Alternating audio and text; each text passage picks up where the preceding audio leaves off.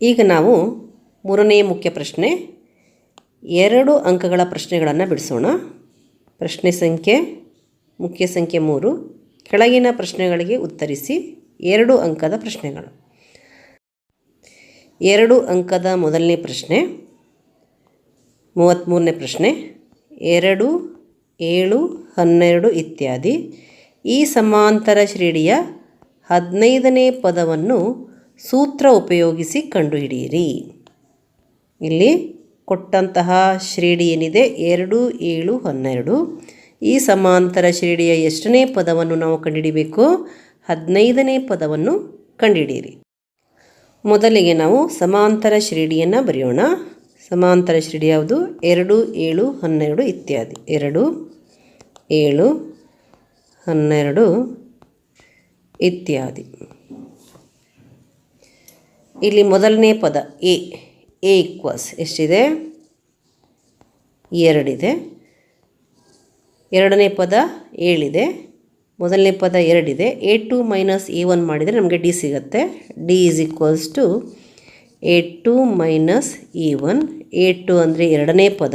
ಎರಡನೇ ಪದ ಯಾವುದು? 7 ಮೈನಸ್ A1 ಅಂತಂದರೆ ಮೊದಲನೇ ಪದ. ಇಲ್ಲಿ -A1 ಮಾಡಬೇಕು, ಅಂದರೆ 2 ಹಾಕಬೇಕು. -2 ಈಕ್ವಲ್ಸ್ 7 - 2 ಎಷ್ಟು? 5. ಎಷ್ಟನೇ ಪದವನ್ನು ನಾವು ಕಂಡುಹಿಡಿಬೇಕು? 15ನೇ ಪದವನ್ನು ನಾವು ಇಲ್ಲಿ ಕಂಡುಹಿಡಿಬೇಕು. 15ನೇ ಪದ n ಈಸ್ ಈಕ್ವಲ್ಸ್ ಟು ಎಷ್ಟು? 15. AN equals question mark. ಈಗ ಸೂತ್ರವನ್ನು ಬರೆಯೋಣ.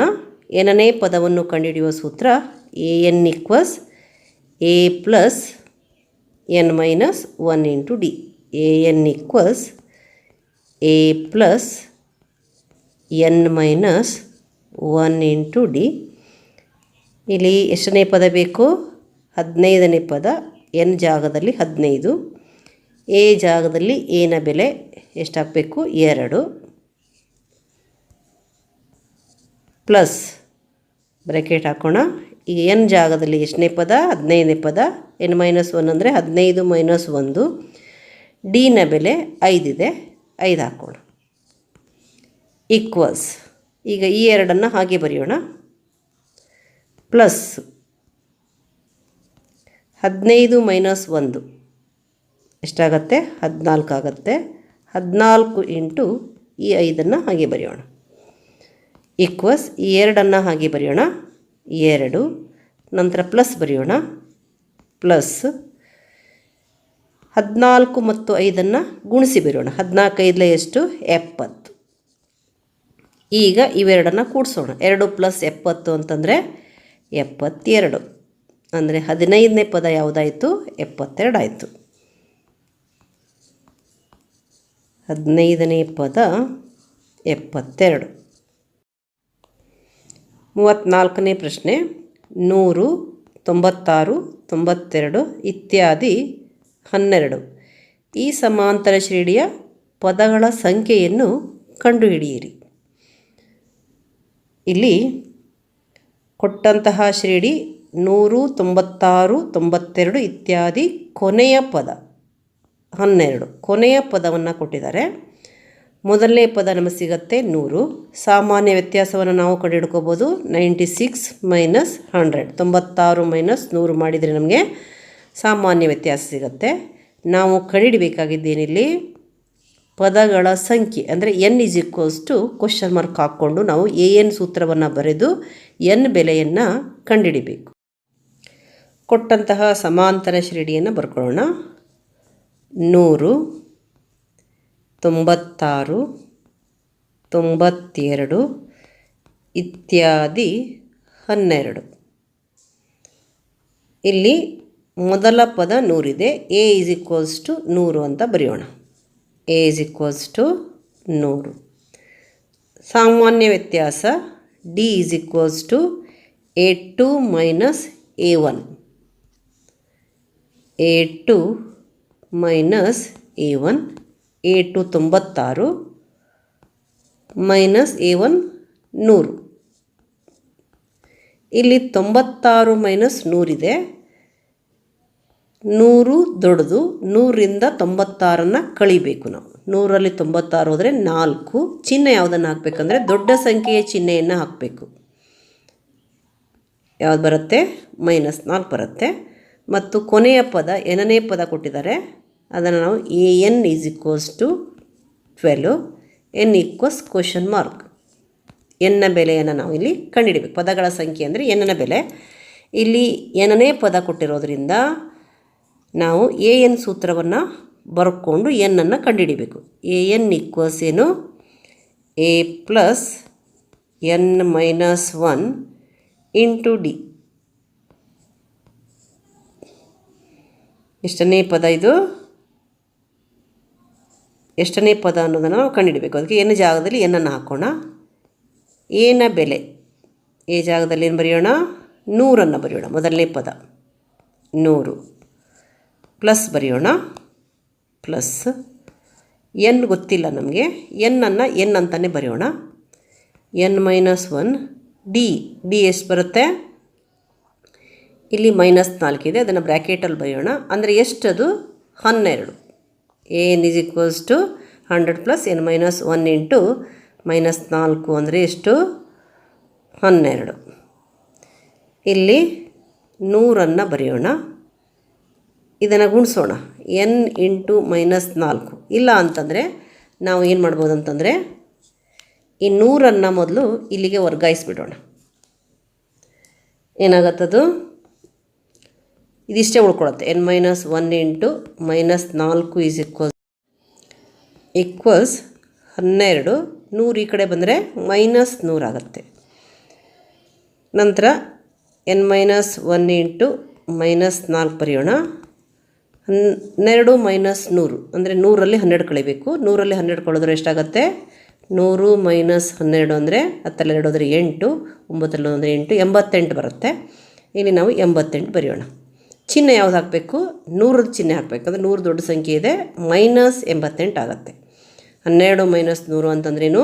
-88 ಆಯಿತು. ಈಗ ನಾವು n - 1 ಮಾತ್ರ ಎಡಭಾಗದಲ್ಲಿ ಇಟ್ಕೊಳ್ಳೋಣ. n - 1 = 88. ಈ -4 ಟ್ರಾನ್ಸ್ಫರ್ ಮಾಡಿದರೆ -88 / -4 ಆಗುತ್ತೆ. ಇದು 4 1 4 2 8, 4 2 8, ಮೈನಸ್ ಕ್ಯಾನ್ಸಲ್ ಆಗಿ ಪ್ಲಸ್ ಆಗುತ್ತೆ. 22 ಬಂತು. ಎಷ್ಟು ಬಂತು? 22. ಅಂದರೆ n = 22. ನಾವು ಪದಗಳ ಸಂಖ್ಯೆ, ಎಷ್ಟು ಪದಗಳ ಸಂಖ್ಯೆ ಆಗುತ್ತೆ ಇಲ್ಲಿ? 22 ಆಗುತ್ತೆ. ಅದಕ್ಕೆ ಬರೆಯೋಣ ಪದಗಳ ಸಂಖ್ಯೆ 22.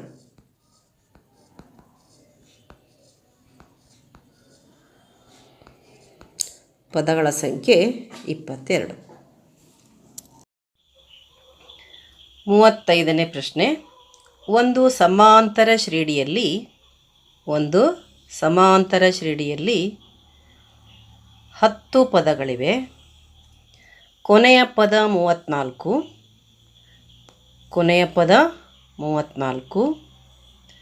ಸಾಮಾನ್ಯ ವ್ಯತ್ಯಾಸ 3. ಆದರೆ ಮೊದಲನೇ ಪದವನ್ನು ಕಂಡುಹಿಡಿಯಿರಿ. ಮೊದಲನೇ ಪದ ಕಂಡುಹಿಡಿಯಿರಿ. ಅಂದರೆ ಇಲ್ಲಿ ಏನು ಹೇಳಿದ್ದಾರೆ ಅವರು? ಸಮಾಂತರ ಶ್ರೇಣಿಯಲ್ಲಿ 10 ಪದಗಳಿವೆ ಅಂತ ಹೇಳಿದ್ದಾರೆ. ಸಮಾಂತರ ಶ್ರೇಣಿಯಲ್ಲಿ ಎಷ್ಟು ಪದಗಳಿದ್ದಾವೆ? 10 ಪದಗಳಿವೆ. ಕೊನೆಯ ಪದವನ್ನು ಕೊಟ್ಟಿದ್ದಾರೆ 34, ಸಾಮಾನ್ಯ ವ್ಯತ್ಯಾಸವನ್ನು ಕೊಟ್ಟಿದ್ದಾರೆ 36. ಮತ್ತು ನಾವು ಏನನ್ನು ಕಂಡುಹಿಡಿಬೇಕು?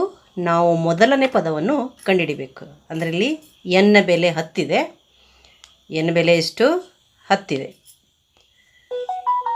ಆಮೇಲೆ ಕೊನೆಯ ಪದ ಅಂದರೆ l ಅಂದರೆ an ಎಷ್ಟಿದೆ? 34 ಇದೆ. ಮತ್ತು t ಸಾಮಾನ್ಯ ವ್ಯತ್ಯಾಸ ಎಷ್ಟಿದೆ? 3 ಇದೆ.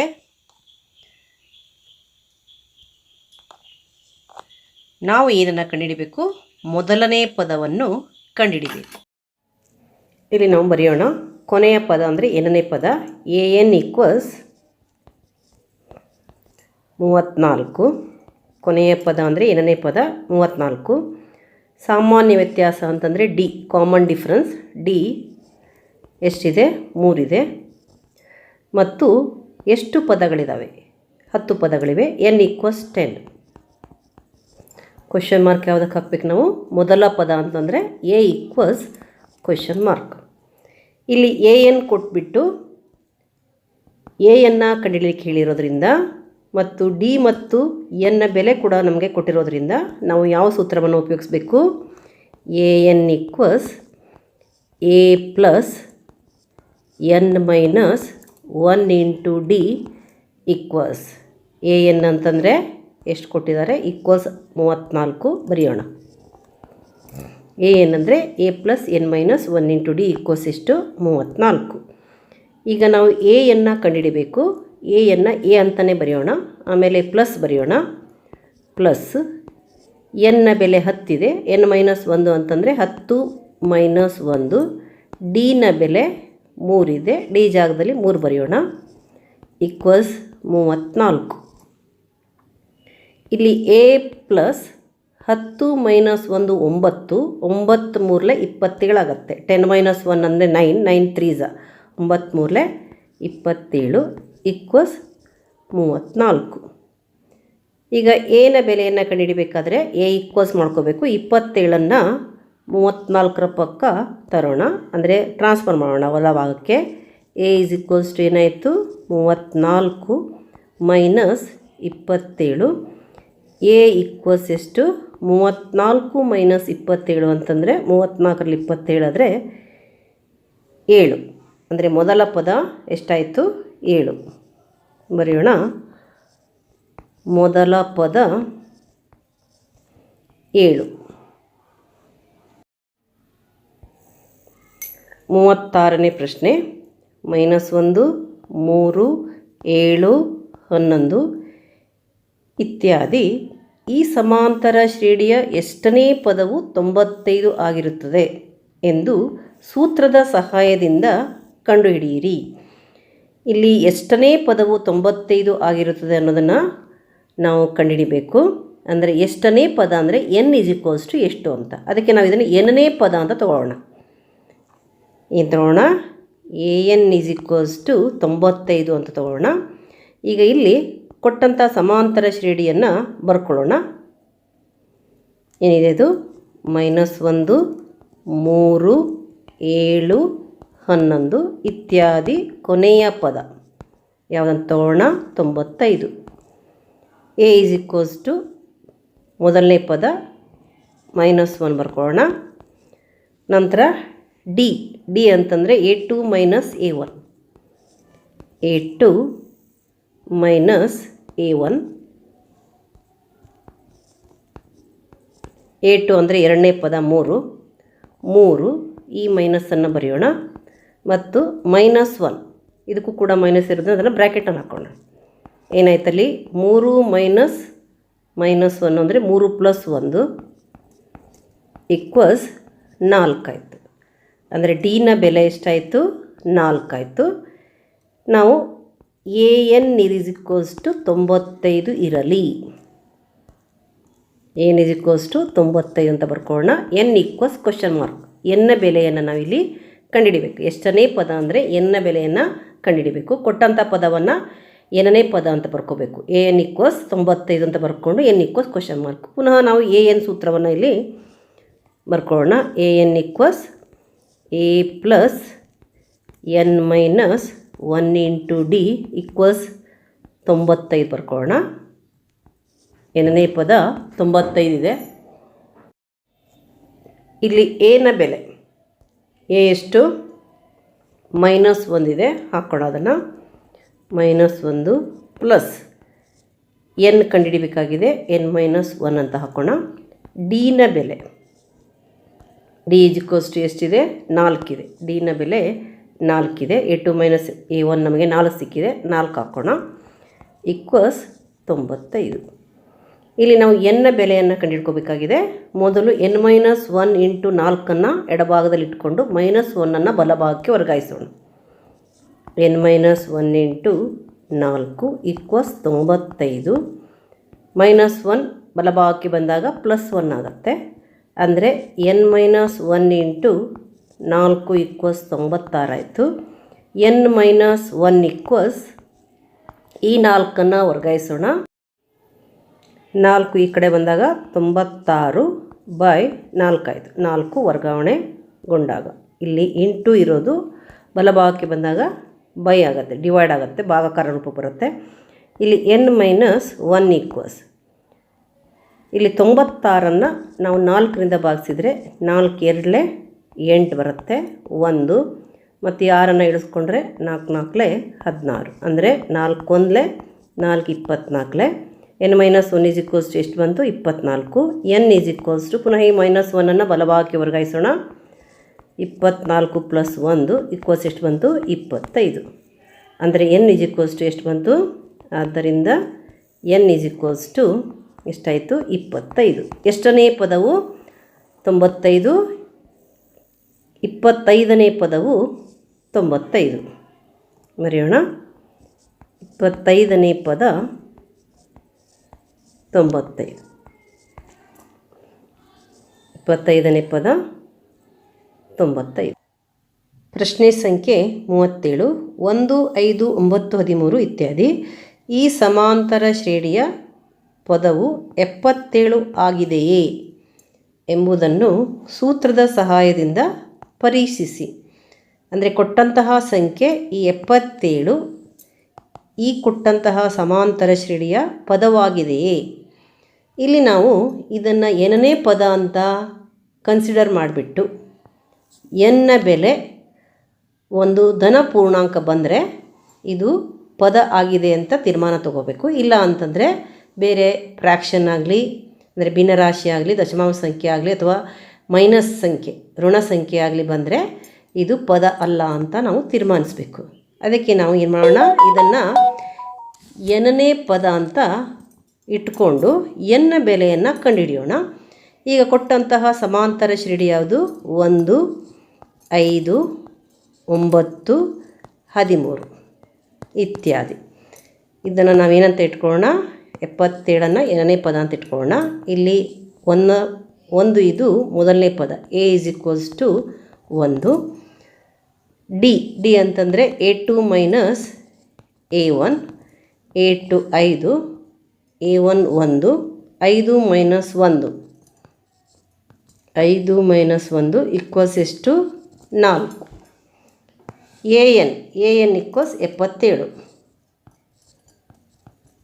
an equals 77. n equals question mark. ಈಗ ನಾವು ಪುನಃ an ಸೂತ್ರವನ್ನು ಬರೆಯೋಣ. an ಈಕ್ವಲ್ಸ್ ಏನು? a + n-1 × d equals an ಬೆಲೆಯನ್ನು ಇಲ್ಲಿ ಮುಂದಕ್ಕೆ ಹಾಕಿಬಿಡೋಣ. ಈಕ್ವಲ್ಸ್ ಎಷ್ಟು? 77. ನಾವು ಇದನ್ನು ಏನನೇ ಪದ ಅಂತ ತಿಳ್ಕೊಂಡಿರೋದ್ರಿಂದ ಎನ್ನ ಬೆಲೆಯನ್ನು ಕಂಡುಹಿಡ್ಕೊಳ್ಬೇಕಾಗಿರೋದ್ರಿಂದ ಇಲ್ಲಿ an is equals to a + n-1 × d is equals to 77 ಅಂತ ಹಾಕೋಣ. ಎನ ಬೆಲೆಯನ್ನು ಹಾಕೋಣ. ಎನ ಬೆಲೆ ಎಷ್ಟು? 1 ಪ್ಲಸ್ ಬರೆಯೋಣ. ಪ್ಲಸ್ ಎನ್ನನ್ನು ನಾವು ಕಂಡುಹಿಡಿಬೇಕು. n-1 ಅಂತ ಬರೆಯೋಣ. ಡಿನ ಬೆಲೆಯನ್ನು ಹಾಕೋಣ. ಡಿನ ಬೆಲೆ ಎಷ್ಟು?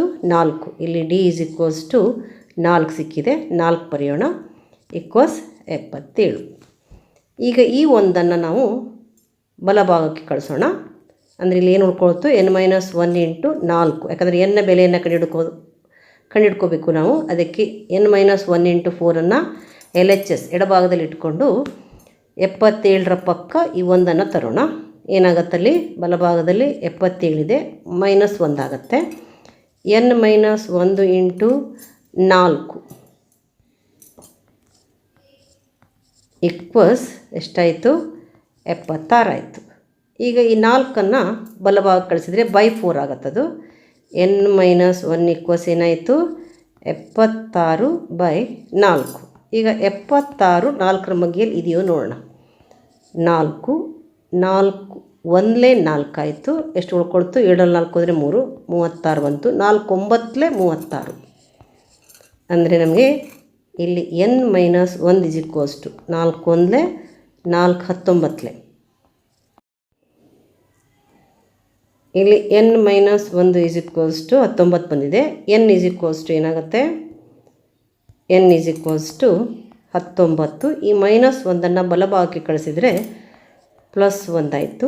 n ಈಸ್ ಈಕ್ವಲ್ಸ್ ಟು 20 ಸಿಕ್ತು. ಇಲ್ಲಿ 20 ಇದು ಧನ ಪೂರ್ಣಾಂಕ ಆಗಿರೋದ್ರಿಂದ ನಾವು ಏನನ್ನು ತೀರ್ಮಾನಿಸಬೇಕಿಲ್ಲಿ, ಈ 77 ಇದು 20ನೇ ಪದವಾಗಿದೆ, ಅಂದರೆ ಪದವಾಗಿದೆ. 77 ಇದು ದತ್ತ ಸಮಾಂತರ ಶ್ರೇಣಿಯ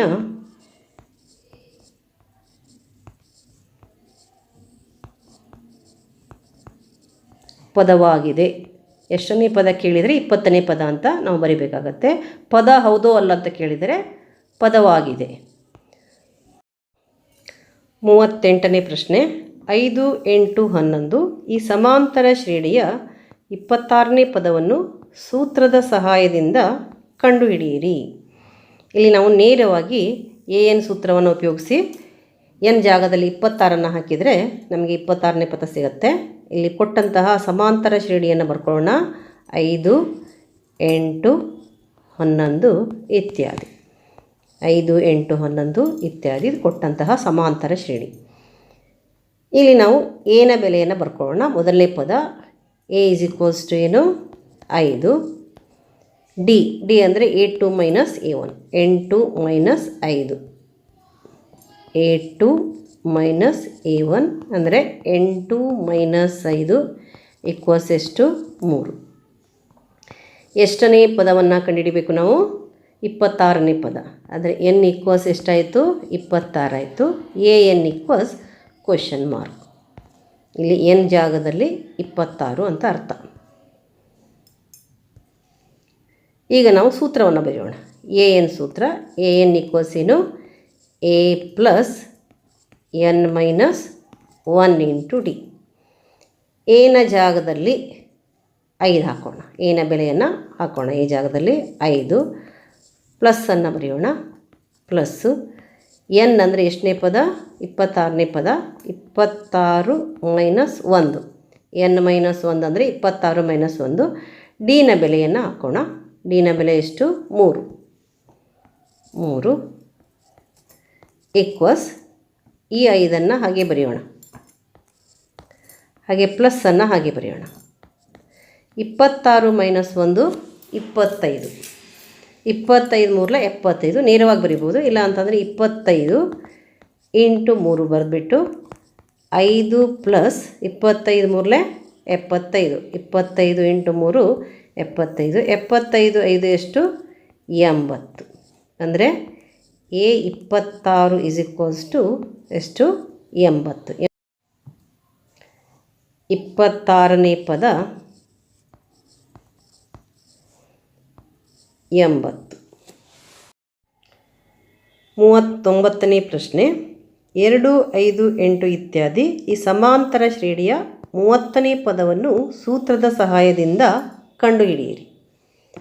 ಸೂತ್ರದ ಸಹಾಯದಿಂದ ಕಂಡುಹಿಡಿಯಿರಿ. ಇದು ಪ್ರಶ್ನೆ. ಇಲ್ಲಿ ನಾವು ಮೊದಲಿಗೆ ಕೊಟ್ಟಂತಹ ಸಮಾಂತರ ಶ್ರೇಣಿಯನ್ನು ಬರ್ಕೊಳ್ಳೋಣ. ಮೊದಲನ ಪ್ರಶ್ನೆ 38ನೇ ಪ್ರಶ್ನೆ ಥರನೇ ಇದು. ನಾವಿಲ್ಲಿ 30ನೇ ಪದವನ್ನು ಕಂಡುಹಿಡಬೇಕು. ಎನ ಬೆಲೆಯನ್ನು ಬರ್ಕೊಳ್ಳೋಣ. A = ಎಷ್ಟು? ಮೊದಲನೇ ಪದ 2. D = A2 - A1 ಅಂದರೆ 5 - 2. ನೇರವಾಗಿ ಬರಿಬೋದು ನೀವು. 5 - 2. ಎರಡನೇ ಪದ ಮೈನಸ್ 1ನೇ ಪದ. 5 - 2 ಎಷ್ಟಾಗುತ್ತೆ? 3 ಆಗುತ್ತೆ. ಎಷ್ಟನೇ ಪದವನ್ನು ನಾವು ಕಂಡುಹಿಡಬೇಕು? 30ನೇ ಪದ. n = 30. AN = ? ಪುನಃ ಅದೇ ಸೂತ್ರವನ್ನು ಬರೀರಿ. AN = A + n - 1 × D. ಎನ ಬೆಲೆ ಎಷ್ಟು? 2 ಬರೆಯೋಣ. ಇಲ್ಲಿ ಎ ಜಾಗದಲ್ಲಿ 2 ಬರೆಯೋಣ. ಪ್ಲಸ್ ಹಾಕೋಣ. ಏನನ ಬೆಲೆ 30. ಎನ್ ಜಾಗದಲ್ಲಿ 30 ಹಾಕೋಣ. 30 - 1. n - 1 ಅಂದರೆ 30 - 1. ಡಿ ಜಾಗದಲ್ಲಿ 3 ಹಾಕೋಣ. 3. ಈಗ ಈ 2ಅನ್ನು ಹಾಗೆ ಬರೆಯೋಣ. 2 ಪ್ಲಸ್ 30 - 1 29 × 3 = 2 ಪ್ಲಸ್ 29 3 87. 29 3 ಎಷ್ಟು? 87 = 2 ಪ್ಲಸ್ 87 ಎಷ್ಟಾಯಿತು? 89. ಅಂದರೆ 30ನೇ ಪದ ಎಷ್ಟು? ಇದು A 30. 30ನೇ ಪದ 89.